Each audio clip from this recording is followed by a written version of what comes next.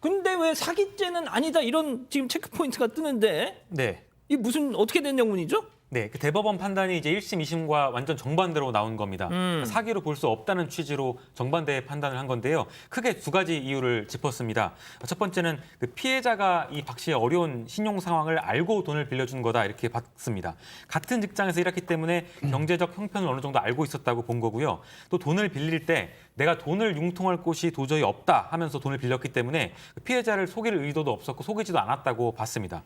두 번째로는 실직에 따라서 경제 사정이 이후에 악화됐기 때문에 사후 사정이 변경된 거로 볼 수가 있다. 그래서 갚을 의사가 없었다고 처음부터 단정하기 어렵다고 판단을 해서 파기환송 결정을 내렸습니다. 자, 그런데 일단 우리 가족 여러분들 반응은 좀 싸늘합니다. 이게 왜 사기죄가 안 된다는 건지 잠깐 좀 의아해하고 계시는데, 자, 일단 대법원은 이 돈을 빌릴 빌릴 당시에는 돈을 돌려줄 능력도 있었고 의사도 있었던 것 같다라고 판단을 한 건가요? 그 부분을 다시 한번 꼼꼼히 따져봐라는 거예요. 제가 이제 아까 처음에 사기죄를 따질 때 일반적으로 거짓말로 착각을 하게 만들었다고 했잖아요. 근데 이 사람이 자기가 2억 7천만 원 빚이 있다는 사실을 속이질 않았던 거예요. 그것도 얘기했대요? 얘기를 했다라는 겁니다. 그러니까 이게 어떤 의미를 가지냐면 이런 거죠. 우리 사기 사건 면에서 많이 소개를 하는 게 내가 사실은 지금 돈이 굉장히 많은데 잠깐 묶여 있어서 이 돈 못 풀어서 지금 급전이 필요한 거야. 갚아주면 빌려준 거 갚을 때 내가 2배로 갚을게. 근데 사실은 이 돈이 없었어요. 그럴 때 명백하게 사기인데 이 사람은 나 지금 2억 7천 빚이 있는데? 라고 하면서 빌렸다는 겁니다.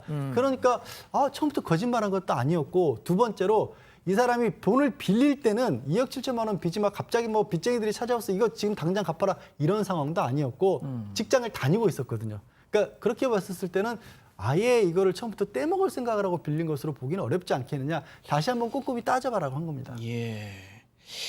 이런 얘기를 들으면 정말 돈을 빌려줄 때는 앉아서 이렇게 빌려주고 받을 때는 엎드려서 받아야 한다는 그 신유진 변호사님 말씀이 자꾸 생각이 나는데, 야, 이 소장님, 네. 지금 우리 가족 여러분들 이 채팅창 반응은 대법 판결에 대해서 약간 좀 싸늘합니다. 왜냐하면 그 일을 내가 이렇게 겪었다고 저도 이렇게 생각을 해보면 적어도 내가 2천만 원을 이렇게 이쪽에 빚이 있는 걸 알면서도 2천만 원을 줄 때는 그 사람에 대한 굉장한 신뢰가 있는 거잖아요. 이 사람이 이걸 나를 공경에 처하게 하지는 않을 거야라는 신뢰가 있는데 나중에 알고 보니까 그 2천만 원도 받자마자 다른 빚을 갚는데 써버렸고 그다음에 바로 또 대부업체 돈까지 다 끌어들인 거를 알았을 때 이 사람이 맨 처음부터 날 속였구나. 이런 생각을 갖게 되잖아요. 그래서 이렇게 단호하게 민사로 형사로 다 고소한 게 아닌가 하는 생각이 좀 드네요.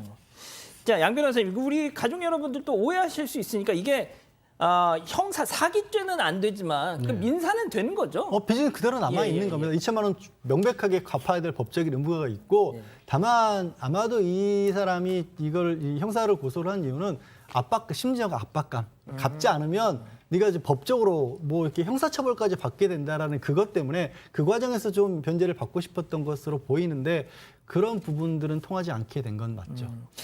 그런데 이제 뭐가 됐든 사기죄는 아니라고 뭐 판단은 했더라도 빌려준 입장에서는 세상에 돈까지 빌려주고 받지도 못하고 세상에 1심, 2심, 3심까지 가가지고 또 그게 또 파기환송돼가지고 2심을 다시 해야 되네. 얼마나 스트레스입니까 그거. 돈 빌려줘 본 적 없으신가 봐요. 그렇게 얘기한 거 보니까. 진짜요? 네, 저는 제 신조입니다. 저 절대 돈 빌려주지 말자. 돈을 조금이라도 빌려주면 융통해 주고 나면 그 다음부터는 진짜 빌려준 사람이 잠이 안 와요.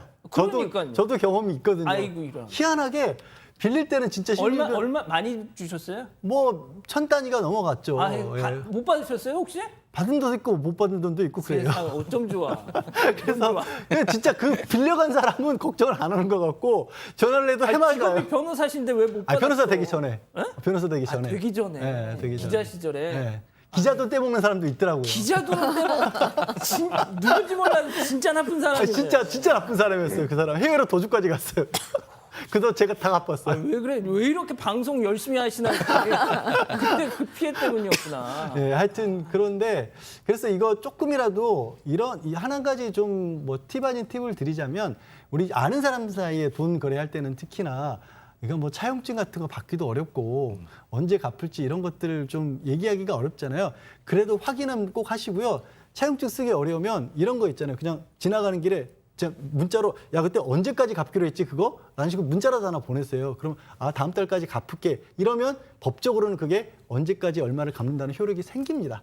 그런 증거도 없으면 그리고 덜컥 현금으로 건네고 그러면 나중에 빌려준 돈 변호사님이 어떻게 받을 수 있을까 해도 저희도 답을 못 드리는 거예요. 하다못해 증거라도 명백하게 특히 언제 얼마까지 뭐 이자가 있을 수 있다면 그것까지 내용이 포함된 흔적을 녹음이 됐든 이메일이 됐든 문자가 됐든 뭐 톡이 됐든 남기세요. 기자 시절엔 그걸 몰랐구나. 몰랐죠. 아이고, 알겠습니다.